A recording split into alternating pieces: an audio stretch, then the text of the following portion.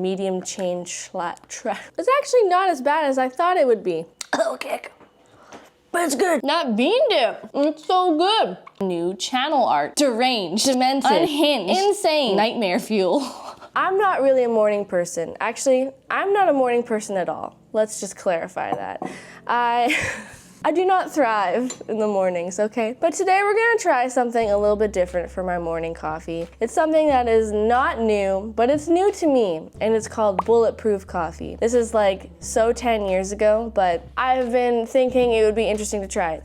And basically what it is you make coffee and then you add a whole bunch of fat to it. I know, it sounds weird. The reason why people do it is because the fat in the form of either butter or coconut oil or MCT oil or a combination of all three is supposed to help you feel more sustained, give you some more sustained energy in the morning and help you to feel more satiated, more full, and it kind of can be treated in a way as like a meal replacement. I don't know if I totally buy it, honestly. I do enjoy eating breakfast, but you know, I'm all about experimenting right now, so I'm gonna try it this morning with my Jostariba. You guys know how much I love my Jostariba from 8 Billion. It's my favorite mushroom coffee, and it has all sorts of amazing brain-boosting ingredients to help me feel calm and stable and energized and in a really good mood for forever and ever. I'm gonna start by adding some water, boiling hot water into my blender.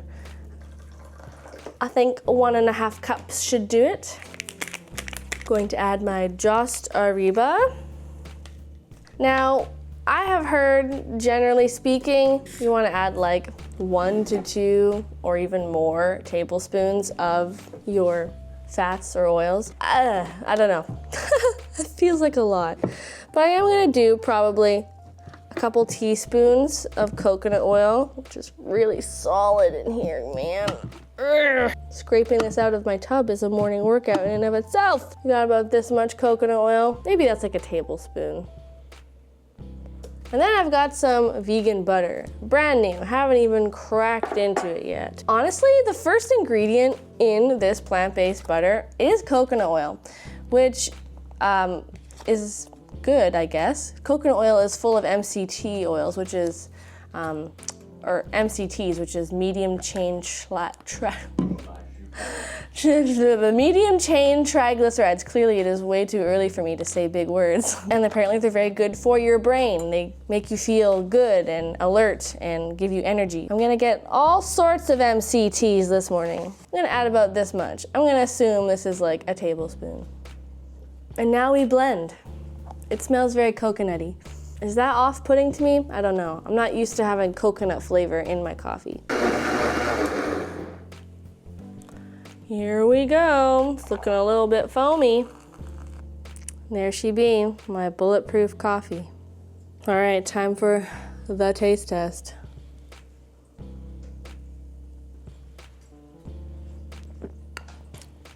It's actually not as bad as I thought it would be. I didn't even need to add any creamer, actually. I didn't even think to add creamer, and I'm glad I didn't, because this actually made it quite creamy already. Undoubtedly, it's pure fat. Well, I'm going to drink this, and I want to see and experiment with this and see how long I feel satiated for. It's like 6:45 in the morning. I'm just gonna see how long I can last until I get hungry. So I'm gonna put it to the test and see. Also, quick side note, as I sit here in the calming light of my salt lamp, I actually am hungry. I was hungry and I still am hungry at the time of drinking this, so I'm curious to see if this stops my hunger. Do not know, we'll see. For now, I'm just going to get on with my day, respond to emails, respond to comments from you guys on YouTube. I love responding to your comments, so always feel free to comment on my videos because I like chatting with you guys.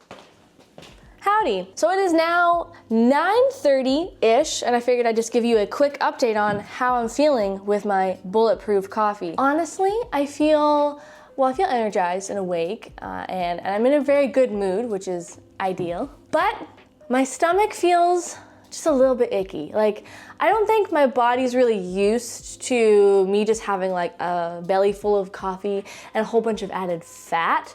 I don't know.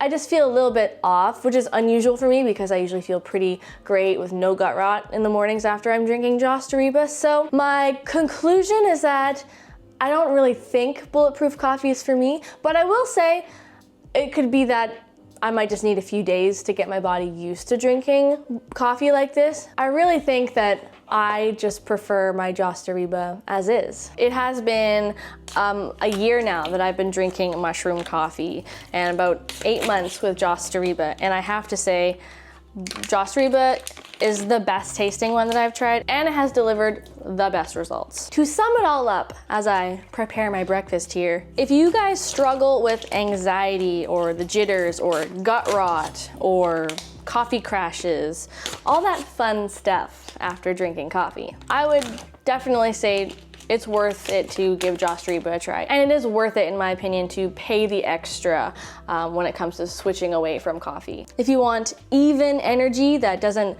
spike and crash later on in the day, you know, like from coffee or energy drinks, then I definitely think Joss Doriba would be for you. And their ingredients are all clinically tested and trialed.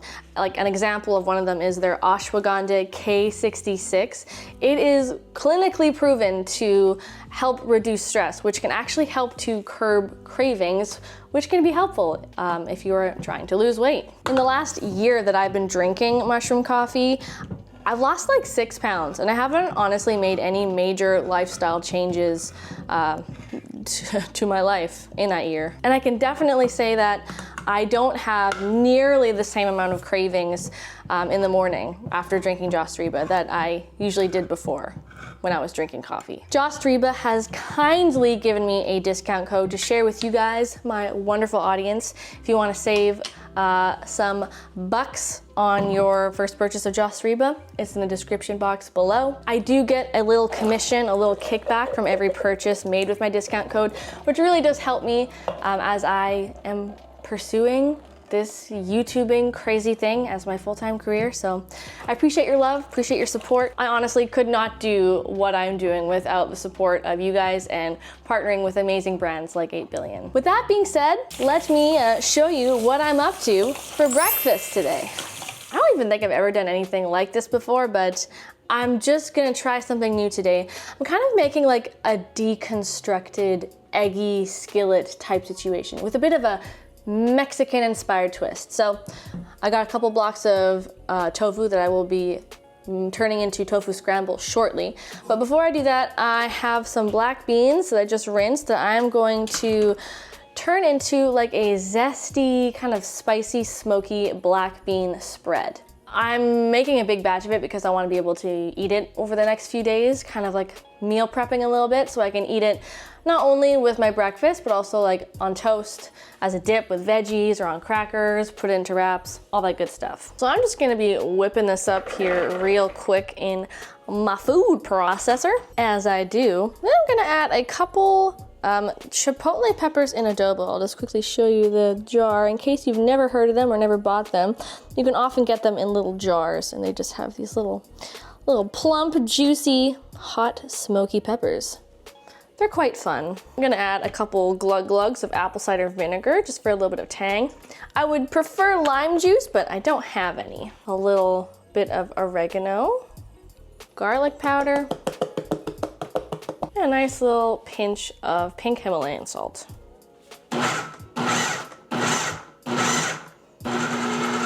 So thick and creamy, yummers. Make sure it tastes okay. Ooh, yum.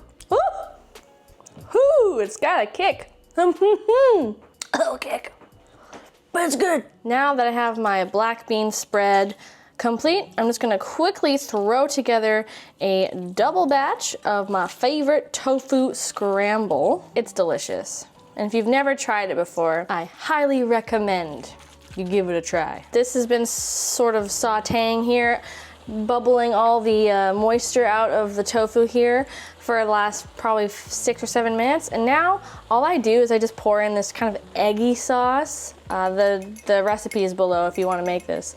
It's basically just a bunch of spices like garlic, onion powder, smoked paprika and turmeric, pepper, black salt, which kind of gives this eggy-ish flavor, some nutritional yeast, tahini, miso paste. It's really, really savory and creamy and so good, you guys. Just gonna give this a little stir, and then I'm gonna jump over to my other burner and we're just gonna do some really quick sauteed veggies, and then breakfast is done. I have a few kind of leftover random veggies that need to get used up, like some onion, zucchini, and a single yellow bell pepper. I didn't want them to die a slow, painful death in my fridge, so we're just gonna saute them up with some spices, and it should be good. I'm just keeping it simple with some soy sauce and some of this Mushroom and Company kind of umami mushroom seasoning from Trader Joe's. It's pretty good, adds nice flavor. I also figure why not add a few handfuls of spinach. Okay, so we're at the assembly time. So we've got our zesty, smoky bean mash, and I don't fully know what I'm doing here, but I'm gonna do like a nice little smear, a spread. I've seen people do this, you know, recently, usually with like hummus, and you like serve a veggie over top of, you know, your little smear of hummus. So I'm taking a black bean dip approach to this. And then I'm gonna top it off with a little dollop of tofu scramble for some extra protein. And then add some sauteed veg. Yum, yum. What a healthy little spread. And if you're feeling a little bit extra saucy, a little extra fancy, why not add a little bit of salsa? This actually reminds me of a meal that my dad used to make for us all the time growing up. Egg salsa sandwiches. And oh my gosh, those were my jam. Just literally toast with salsa and like scrambled eggs on top. Now I could just eat this on its own and that would be absolutely epic. But I'm gonna scoop it up with a nice toasty piece of buttered toasted sourdough. And then you just take some sourdough slices and you scoop it up and you eat it. Oh my God, that bean dip. It's so good. What am I eating right now? What did I come up with? Am I a genius? I also think that it's only right for me to clarify that this breakfast idea was actually not mine. It was Brad's. He's a smart cookie. That is so good. Hey y'all, it is literally 4:30 p.m. and I am only now just starting to feel a little bit hungry for lunch. I'm not that hungry though, so I just honestly feel like having a little snack. And Brad feels the same way, so I'm just having an apple and peanut butter. I know it's simple and it's small, but it's just like what my body is craving. It's just what I want. A juicy, crisp apple. And I just mixed some PB2 with some protein powder for a little extra protein kick. Yeah, my afternoon snack. This feels like I'm having dessert, but it's not. It's just a healthy little snack.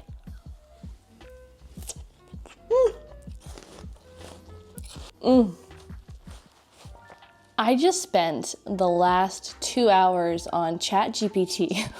Just saying that out loud sounds insane. This is the first time I have ever used ChatGPT ever before to generate images. It's mostly just for fun, just to see like what kind of crazy nonsense it could come up with. But I wanted ChatGPT to create some new channel art for my YouTube homepage. It's a little old, needs a little update, a little refresh. It's 2025, feel like something new and exciting. So just for fun, I got ChatGPT to make me some fancy new channel art. You guys, absolutely unreal. Wild, crazy. Some of the images it generated were absolutely deranged, demented, unhinged, insane, incomprehensible, just like nightmare fuel. As you can see, some of them are just like, they will never get used. I don't think we should be abusing ChatGPT like this. This is just a whole bunch of nonsense that nobody needs in their life. So I think I might just post a few of these in like a community post just for you guys to giggle at, just to laugh at, because some of them are so ridiculous that I just have to share them because you deserve to laugh. Anyway, I digress. It is dinner time. It's like 6:30 and I'm finally hungry. I'm starting to actually have an appetite. So it's a cold January winter's evening here in the Great White North. It's a frozen hostile wasteland all across the country.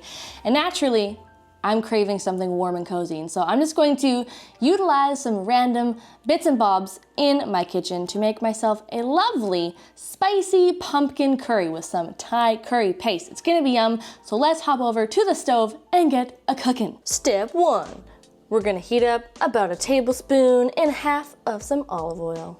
Step 2, add garlic and onion. And you know what, just for fun, why not grate some fresh ginger in there? Ginger is always good in a pumpkin curry, especially if you're using like Thai curry paste. And then once your aromatics have sauteed for about 2 to 3 minutes, then we're gonna add in about a heaping tablespoon or so of some green Thai curry paste. You could also use red. Actually red would be preferable if you have it. I feel like that would taste a little bit more complimentary in a pumpkin curry. But if you just have green, that's a-okay. I also have some leftover canned tomato paste that I figured would be great in here. So I'm just gonna add that along with the curry paste. Adds a little bit more richness, a little more depth of flavor. Then we're just going to kind of break apart the curry paste, integrate it into the aromatics, and just let the curry paste and the tomato paste kind of caramelize and brown a little bit in the pan for about 2 to 3 minutes. Next, we're gonna add in our veggie broth. I'm using about 2.5, 3-ish cups, I think.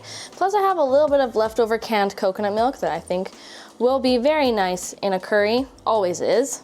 And then for some plant-based protein, of course, we must always have plant-based protein. I'm adding in a cup of lentils. These are red split lentils. They cook really fast, so if you're looking for like a quick weeknight meal, red lentils are one of my favorite proteins to cook up. And then we've got some frozen pumpkin. I've had this in my freezer probably for the better part of the whole autumn season. I chopped up a big pumpkin I had, put it in the freezer for meals just like this. And just for a little extra savoriness and saltiness, I'm gonna add a couple tablespoons of my favorite soy sauce from Bragg. And then just to balance out some of the spiciness, the saltiness, I'm gonna add a couple tablespoons of coconut sugar. This is optional, but I find it just kind of helps to round out the flavors. And now we can just give that all a nice little stir. Oh boy, try not to spill on your clean yellow sweatshirt like I just did.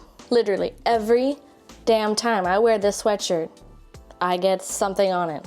That's why I never wear it anymore. Break up any chunks of pumpkin and any clumps of lentils that there may be. We're gonna bring this bad boy up to a boil, cover it, and let the lentils cook for about 15 to 20 minutes. Yay! Okay, yum. If you guys could just smell the smells that are in my kitchen right now, I think you would just simply pass away. It smells so good in here. Oh, and it is so creamy.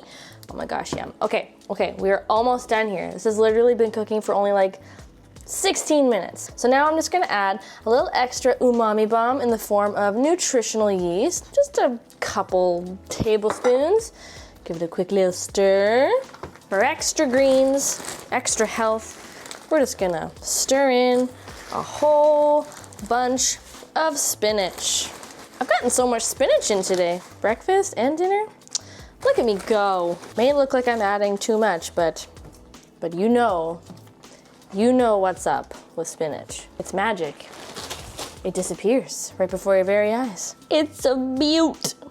Creamy, dreamy, curry, high protein, packed with veggies, delicious. Let's serve some up on some brown rice, shall we? If I had some Thai basil, I'd be garnishing with that, but I just have some regular old sweet basil. So there we have it. Gorgeous. Pumpkin lentil curry, you guys. Yum. Oh man. Oh, the spice doesn't hit yet. until about 7 seconds after. Whew.